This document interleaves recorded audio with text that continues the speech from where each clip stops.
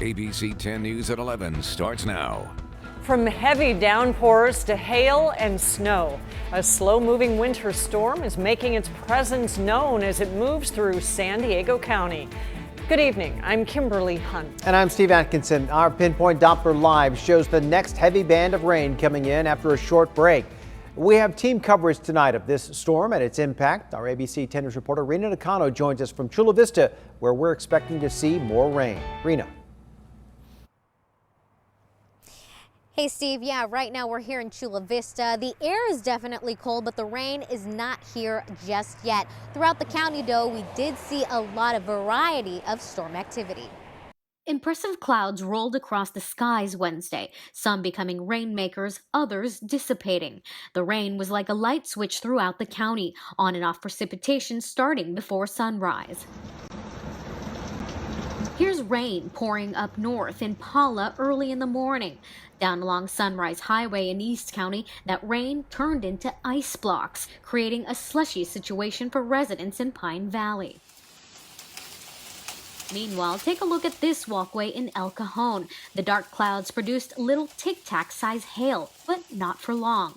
Once the clouds rolled away, Quarry Road in Spring Valley was blocked off due to major flooding. On a happier note, St. Patrick's Day came a week early in San Diego County as residents in Normal Heights, El Cajon, Rancho Penasquitos, Point Loma, and Mira Mesa got to see a rainbow, some even a double rainbow. 10 News weather watcher Stephen Bay says he's been trying to get a shot of a rainbow over Balboa Park for 2 years, and Wednesday afternoon he finally hit the pot of gold. Just beautiful. From hail to rain to rainbows, there was a wide variety of interesting sights above San Diego County. Thursday, we're in for a much steadier, widespread set of rain. And back out here in Chula Vista, we should be seeing some rain within the hour, and that rain should persist through tomorrow. Live in Chula Vista, I'm Rena Nakano, ABC 10 News. We sure did see it all today. Thank you, Rena. Meteorologist Angelica Campos continues our team coverage tonight, tracking the storm moving south. Angelica. Hi, Kim. Yes, we dealt with the front early this morning. We had a nice break this afternoon, but now the storm is inching closer and things are about to change. As we can see in our Pinpoint Doppler Live, it is starting to rain heavily in some parts of the county. As we travel to the North County, you can see Palma Valley, just north of Vista, and offshore, there's one band that is going to be moving into the Oceanside area. Snow mostly in our mountains. Let me go back so we can go into the South Bay to show you what is happening. Rancho Bernardo down towards Poway, pretty steady rainfall at this hour. It is dry in San Diego, Chula Vista, and La Presa, but we are expecting the rain showers to become more widespread overnight. Possible thunderstorms into the very early morning hours, maybe even for some of you overnight, with snow expected to continue packing on our mountains. And you can keep track of the weather in your neighborhood by downloading our free mobile app. Just go to the App Store and search 10 News. A traffic stop in Hillcrest is gaining a lot of attention tonight after a social media post accused a San Diego police officer of pointing a gun at a child. The police department released the body camera video taken in the moments after the car was stopped. Our ABC 10 News reporter Laura Acevedo breaks down the video. Police say the driver was going 70 in a 40-mile-per-hour zone and didn't immediately stop when the officer tried to pull him over, leading to what they call a high-risk vehicle stop. Step out of the car! This is the beginning of body-worn camera footage from a traffic stop Tuesday in Hillcrest at Upas and Park Boulevard. The stop leading to this image of an officer appearing to point his gun at a child with his hands in the air. I can't imagine what it feels like to be a child with a gun pointed in your direction, even in your vicinity. Within 24 hours of the stop, the San Diego Police Department releasing the body cam video showing the driver of the car getting out with his hands up, following officers' commands to back away from the car. Then you hear the driver tell officers his son is in the car. We see the child open the door and step out.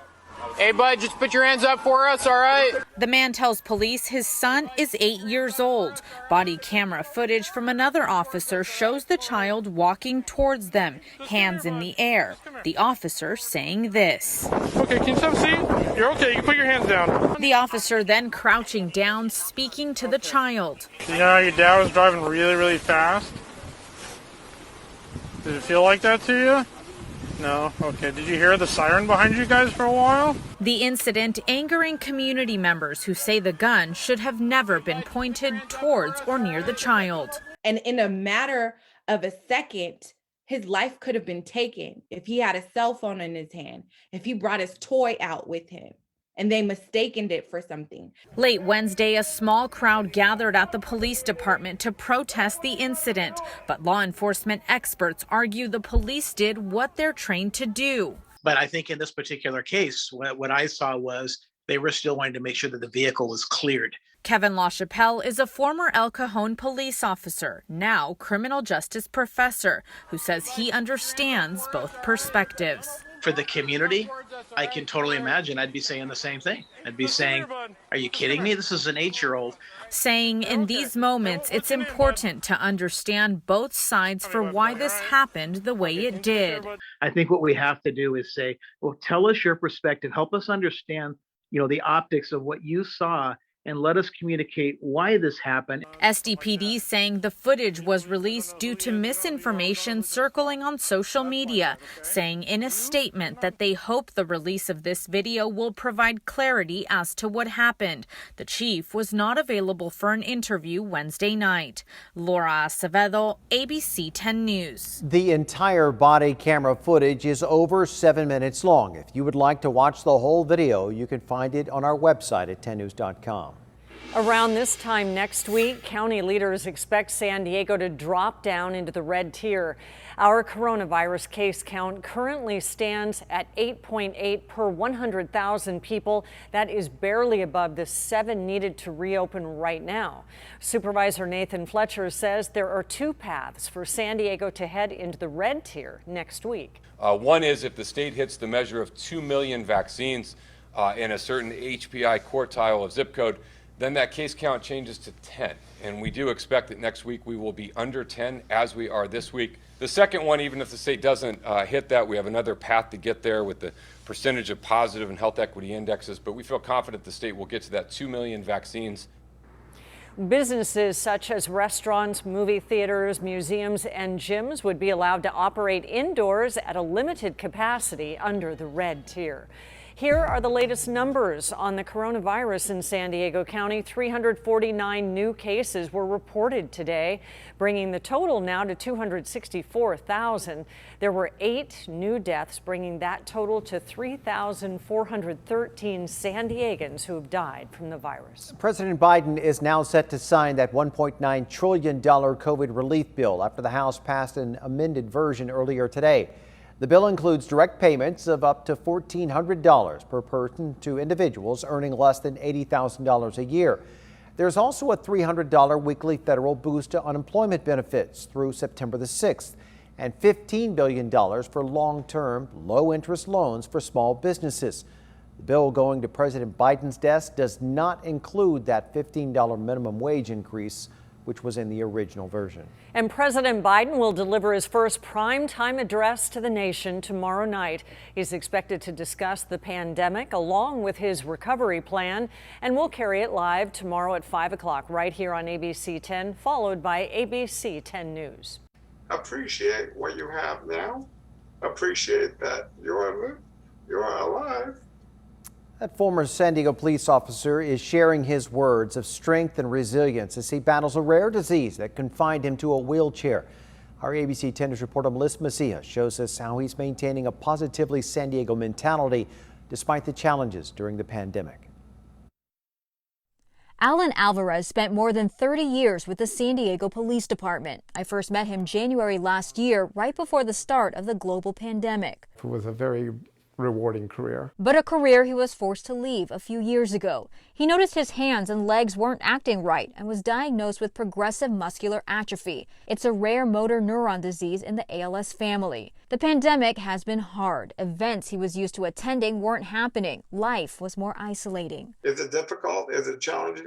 Absolutely. On top of that, his voice is a little weaker and he's lost more movement. I was very active on the phone to send texts, to send emails, to do the Facebook, to do the social media.